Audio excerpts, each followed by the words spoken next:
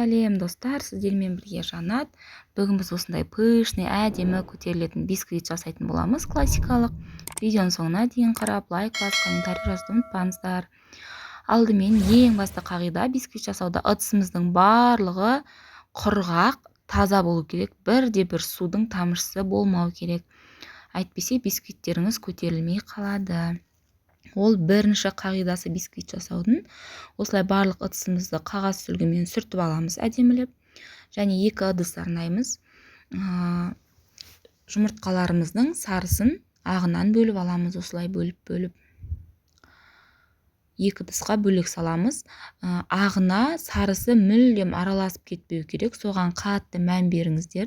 Егер сізде әлі ондай навык болмаса, әр жұмыртқаны бөлек ыдысқа ағын құйып алып, сосын барып общий ыдысқа салыңыз. Егер вдруг сарысы түсіп кетіп жатса, қасықпен бөліп алыңыз.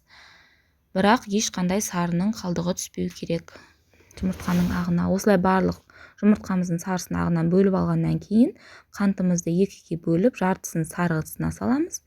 Жартысын алып қоямыз. Қазір оны жұмыртқаның ағына қосатын боламыз.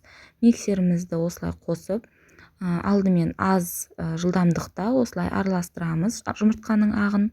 Көпірше бастаған кезде үстіне қантымызды бөліп саламыз осылай жаймендеп. Көпірше бастағанда салып бастайсыздар. Және миксерді біздің меренга деп атайық. Былайша айтқанда жұмыртқаның ағы ешқандай қозғалмайтындай деңгейге жеткенге дейін, консистенцияға жеткенге дейін миксерлейміз. Қазір көрсетем қандай болу керек екен. Шамамен 7-8 минуттарыңыз кетеді бұл процедураға. Ыдыстарыңыз осындай биік болғаны жақсы. Осылай миксерлейміз. Міне консистенциясын көріп тұрсыздар, қолмен түйген кезде осындай құс-тұмсық сияқты болады. Төңкерген кезде даже орнынан қозғалмау керек, осылайынан ақпақ түгілі даже орнынан қозғалмайды. Осындай состояниеге дейін жету керек ағы жұмыртқаның. Бұны бөлек алып қоямыз. Одан соң бағанағы қантымыздың жартысы және жұмыртқаның сарысы араласқан ыдысымызды миксерлейміз, араластырамыз. Яғни бұл масса екі еселеніп, түсі ақшылтым түске жеткенге дейін миксерлейміз. Мұны көрдіңіздер, уже екі еселеніп жатыр. Міне осындай ақшылтым түске жеткенге дейін миксерлейсіз. Осы жағдай болғанда ұнын қоса бастаймыз. Ұнды електен өткізіп аласыздар алдын ала. Осылай ұнды қосып, бөліп, барлық ұнды қосамыз, бөліп. Қою жағдайға дейін жетеді. Одан қорықпаңыздар, себебі қазір бұл массаға біз жұмыртқаның ағын қосатын боламыз. Міне осылай миксерлеп болғаннан кейін бұл массаға біз бағана дайындап қойған жұмыртқамыздың ағын қосамыз. Былай айтқанда меренга деп атайды. Меренгамызды қосамыз. Алдымен 3 қасық қосып, әдемілеп араластырамыз. Бұндағы қағида, ең басты қағиданың бірі, біз көтерген жұмыртқаның ағы жатып қалмас үшін астынан жоғары қарай араластырасыздар. Міндетті түрде астынан жоғары қарай араласу керек.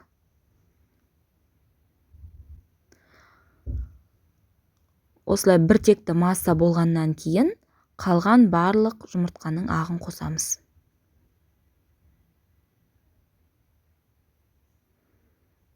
Барлығын қосамыз. Бұл бисквит бір істегеннен шығады, егер барлық қағидаларды сақтайтын болсаңыздар. Және де өте әдемі болып көтеріледі. Іші воздушный болып шығады. Кез келген бисквитні тортқа жасасаңыз болады. Құрғақ емес болып шығады. Міне осындай состояниеге жағдайға жеткеннен кейін тестімізді осылай астынан жоғары қарай араластырамыз міндетті түрде. Консистенциясы міне осындай болғанға дейін және бір текті болғанға дейін. Одан соң формамызды дайындаймыз. Форма менде передвижное кольцо мында, яғни қозғалады, ашылып жабылып керек диаметрімді алып алдым. Сіздер кез келген домалақ формаларды қолдансаңыздар болады, басқа да формаларды. Жан жағына, астына ештеңе жағудың қажеті жоқ. Ең бастысы ең астына пергамент қағазын төсесеңіз болғаны. Мен мұнда фольга қолдандым. Жан жағын осылай қырқып шығамын, себебі менің бисквитім бір тегіс болып шығу керек. Осындай астына міндетті түрде таба қоямыз, себебі астында тек қана фольга, бұның асты жоқ бұл форманың. Осылай барлық тестамызды құямыз. Пешімізді алдын ала 180 градусқа қыздырып аламыз. Бисквитті міндетті түрде қызып тұрған пешке саласыздар, қызбай тұрған пешке салмаймыз. 180 градуста қызып тұрған пеште жарты сағат пісіреміз. Жарты сағаттан кейін барып пешті ашыңыздар. Оған дейін мүлдем қарауға болмайды пешті ашып. Содан соң міне бетін осылай тегістейміз. Бұл қазіргі беті болып тұрған жер бисквиттің асты болады. Жарты сағаттан кейін ашып қараймыз, шпажкамен тексеріп, қамыр жабыспаса бисквитіміз дайын деген сөз. Пешті өшіргеннен кейін бисквитті бірден алмаймыз пештен. Пештің есігін ашық қалдырып, 10 минут пештің ішінде бисквит әлі болу керек, немесе отырып қалады. Және осылайнан бисквитімізді пышақпен кесіп шығамыз формадан. Тез алынады, ол қорықпаңыздар, жабысып қалмайды. Міне асты осылай тез алынады тоже. Көріп тұрсыздар. Міне осымен бисквитіміз біздің дайын.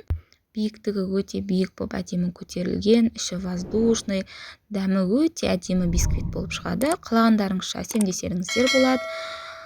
Видеоның соңына дейін қарағандарыңызға рахмет. Лайк басып, комментарий жазуды ұмытпаңыздар. Міне осылай әсемдесеңіздер де болады. Бұл тортқа ссылканы төменде қалдырып кетемін. Ас болсын.